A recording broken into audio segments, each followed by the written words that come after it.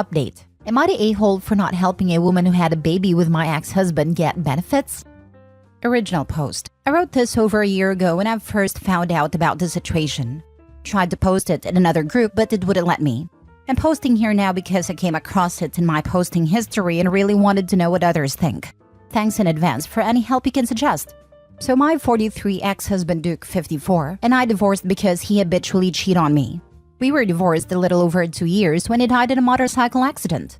I paid for his funeral because of my daughter 15, and despite everything, he was her father and I didn't want the state to bury him. That was 4 months ago, and my daughter is doing well. I applied for survivor's benefits for her shortly after his funeral and have been receiving monthly payments. Yesterday, I received a phone call from my caseworker at a social security office, informing me that a woman called claiming that she had a 3-year-old son by my ex-husband. However, the woman had no proof the boy is actually my ex-husband's, not signed birth certificates or a DNA test. The caseworker asked me if I would be willing to allow my daughter to do a DNA test to prove the child's paternity. I refused. I did the math, and this child was definitely conceived while I was still married to my ex. Furthermore, at the time of conception, I had gone through a very traumatic hysterectomy with major setbacks that nearly killed me. I suspect I know who this woman is, and she definitely knew my ex-husband and I were still married. I'm mad as heck, and I'm not sure if I'm doing the right thing by refusing. But I was humiliated enough by my ex when he was alive, and I feel even more embarrassed now.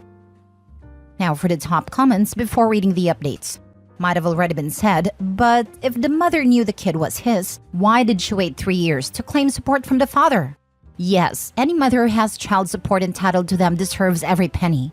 But it's a huge red flag when she waits till she knows their survivor's benefits going to his other child. I'm guessing someone told her she's missing out on a nice paycheck, and now she's wanting a piece of it. Could be that she was receiving money off the books from the ex. I doubt he would have agreed to a DNA test or formal child support while sharing a bank account with OP. It wouldn't matter what he agreed or disagreed to do. If she took him to court to establish paternity and child support, he would have to provide DNA sample. And if he refused, he would be automatically considered a father. Formal child support would be obligatory. He would be forced to pay one way or another. A fair partner was stupid for not taking the legal route. Not the a-hole. You don't owe this woman anything. Let her figure things out the way she would have if your daughter was not available. She could, for example, ask his parents or siblings to do the DNA test. She doesn't owe the woman anything, but she also has no reason to deny a child benefits. As far as I'm concerned, everyone in these comments focusing on the adults cheating and ignoring the welfare of a child are the a-holes. Now for the first update. First of all, I'd like to thank everyone for their comments and advice. As I stated in my edit on the original post, this happened over a year ago and for whatever reason, I wasn't allowed to post it on the thread I originally tried to. Now to the update. About a month after I found out about this little boy, I did indeed tell my daughter, who is now 17 by the way. She was shocked, as you can imagine, and very hurt by her dad's actions. I explained to her the full situation and she didn't want to do it then. She said she needed time, so that's what I gave her. Incidentally, she has been in therapy since before, during, and after the divorce. Her father and her were never close because he had a kids are to be seen and not heard mentality, which caused a lot of problems even when we were still together. The woman who had an affair with my husband was a work colleague/friend. We all worked together at the same place. We both still work there, just in different areas. After I got a call from my caseworker, several mutual acquaintances approached me and told me that she wanted to sit down and talk with me about her problem. I thought about that for a few days and ultimately decided to meet up with her. We met at a coffee shop by our job on Saturday. She told me that she and my ex started out as friends at first. He would give her advice on how to deal with her other 2 kids' dad. She said very quickly it turned into flirting and hanging out, and eventually a full-on affair. By this time, he's telling her I was getting suspicious that something was going on, and she was already pregnant. She told him about the pregnancy and he told her he wouldn't believing me, but he would assist her with whatever the child needed. She was hurt and angry, but stuck with the situation as she was already struggling with the 2 kids she had and needed help. She went on to say that he was very much in love with me and that she was jealous of me for having him. Not one time was this woman remorseful. No apologies, nothing. I asked her did she even care what their affair did to my daughter, and she replied no, because she had enough on her plate dealing with her own children and quite frankly didn't care about mine. That's word for word, by the way. At this point, I told her that I have informed my daughter about her son, and she is currently not interested in participating in this scenario. She got outraged by that, telling me I have to make my daughter do this, that she is only part-time at our job, and her kids cannot survive on her income alone. I told her she's a witch, that if she even felt a little bit of guilt, I might have been able to talk my daughter around, but her lack of respect for my daughter's feelings is why I won't. I left her there yelling at me as I walked away to my car. She has since quit working at our job. Over the past year, I have addressed the situation with my daughter and she still doesn't want to do it. I've told her it's her decision either way and I support what she wants. My ex's parents are both deceased and his one sister is dead. He has an older brother, but they hadn't communicated in decades because of the brother's drug issues. I tried to find out about him when my ex died, but I couldn't find anything. My ex was dead 2 full days before the police finally got in contact with me. It was a shock. I never hated him. I hated what he did. There is a difference. I guess that's the update. If there are any questions you guys would like me to answer, I'll be around. Feel free to ask. Thank you for your time. Stay blessed. Again, it was foolish of her to not get an official child support agreement when the child was born. Or a signature on the birth certificate. Probably because he is not the father. Oh, I think he is. She wants the money, and her greed or desperation for money, it is tough times, is showing. However, the woman had no proof the boy is actually my ex-husband's, not signed birth certificate or DNA test. The caseworker asked if I would be willing to allow my daughter to do a DNA test to prove this child's paternity. I refused. From OP's first post, her caseworker called her, telling her another woman filed for survivor's benefits. She initially was trying to be discreet with it too. Not the a-hole. Why would she quit her job if she is in dire need of income? Because she's expecting OP to hand over the money. Nope. She slept with a married man whose wife was her co-worker, if I read that correctly. She has no freaking excuse for her behavior. She made her bed for herself and her children. She can just lie in it until she finds another marriage to ruin. What I find interesting is that when a fair partner is asked whether she feels sorry for what she put the wife and daughter through, and she says no and quite frankly didn't care because she was worried about her kids. And now she wants that same daughter to care about her? Where do people get their entitlement from? Day after day I read such stories and I'm in awe. The husband and the affair partner are both terrible people. OP, I'm sorry for your and your daughter's loss. You are only obligated to care for your daughter and yourself. Last update. Once again, I thank everyone who took the time to leave a comment. There are a lot of questions and assumptions. I will do my best to answer them to the best of my ability. First of all, let me say I did not hate my husband. Heck, I don't even hate his affair partner. For those who think I'm trying to get half-baked revenge on a toddler, just let me say you're insane to feel that way. In the moment when this all happened, I was in shock and total disbelief. I reacted without any real thought. I challenge anyone on here to say they haven't responded angrily with unwanted and unexpected news. However, I am not a person who does not think of consequences to my actions, and that is why I sat down, calmed down, and figured out how to proceed.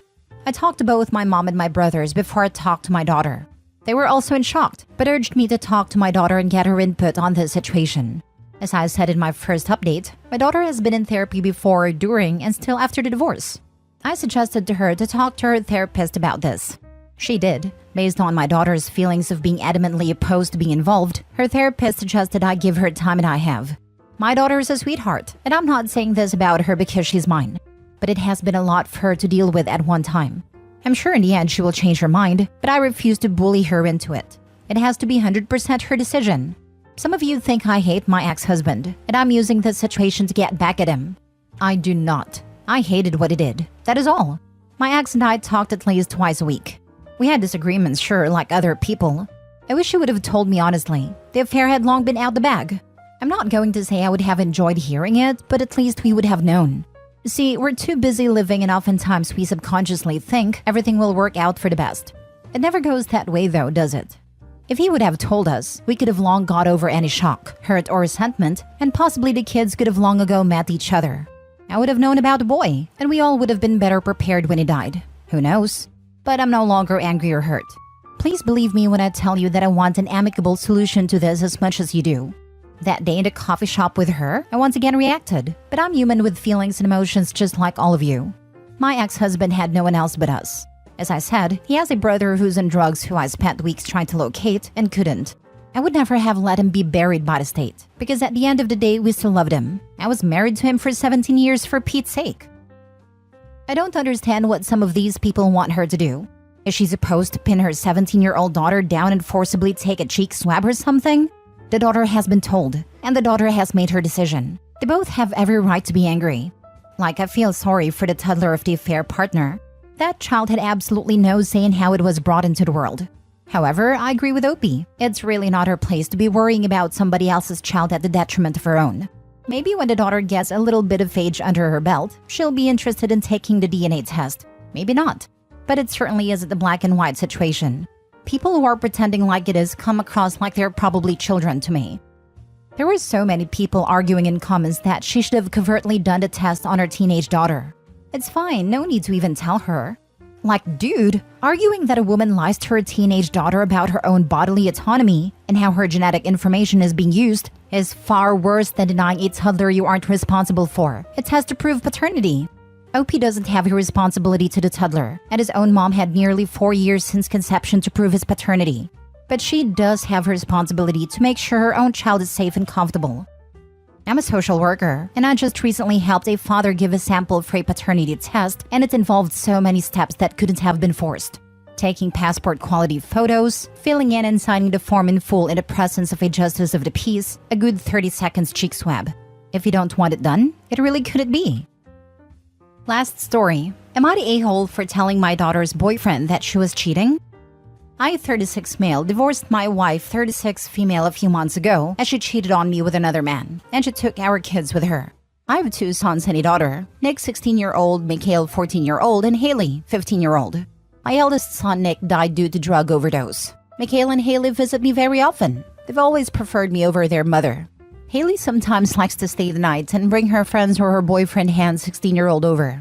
I don't mind it, but recently I've been seeing her texting someone more often and giggling at her phone. I didn't question it, since I thought it was most probably her boyfriend. I decided to ask her one day, and she told me it was one of her friends named Michael.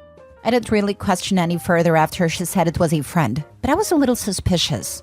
Haley has never hidden anything from me. She was always open and outgoing with me. One day, she invited both Michael and Han over along with a few of her other friends over to my place.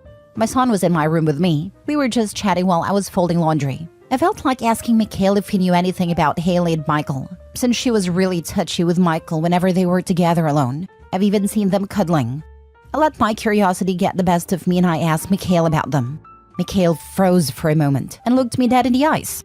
He asked me to promise not to tell Haley or Han about this. I promised him, and he told me that Haley and Michael are in a relationship.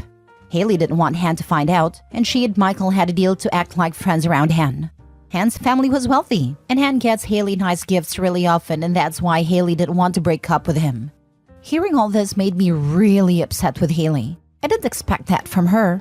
I felt the urge to tell Han about this, but I was having second thoughts because he might get extremely heartbroken, and there would be drama.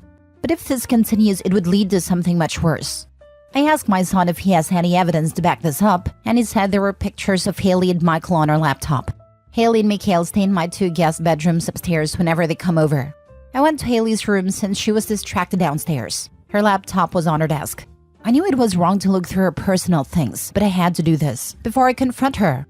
I looked through her pictures and did manage to find a few pictures that would give it off that Haley and Michael were together. I transferred those pictures to my phone. After Haley's friends left, I didn't have any second thought. I told her we needed to talk, and she sat down. I told her that I'm being suspicious that he and Michael are together, and she's cheating on Han. She flatly denied it. I was disappointed, so later that night I decided to text Han. I had his number because Haley lost her phone once, and she texted him through mine. I sent him the pictures and told him about Michael and her. He didn't reply, but he kept me on scene. Next morning, he came over and Haley was crying her eyes out. I knew it happened. She ran to me and hugged me. This gave me the clue that Han didn't tell her that I was the one who told him about it. Haley was crying and sobbing and told me that Han wanted to break up with her.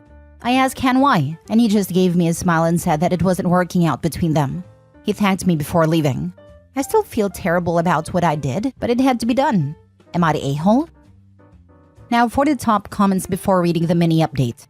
Not the a-hole. Also, what a guy Han is for not ratting you out.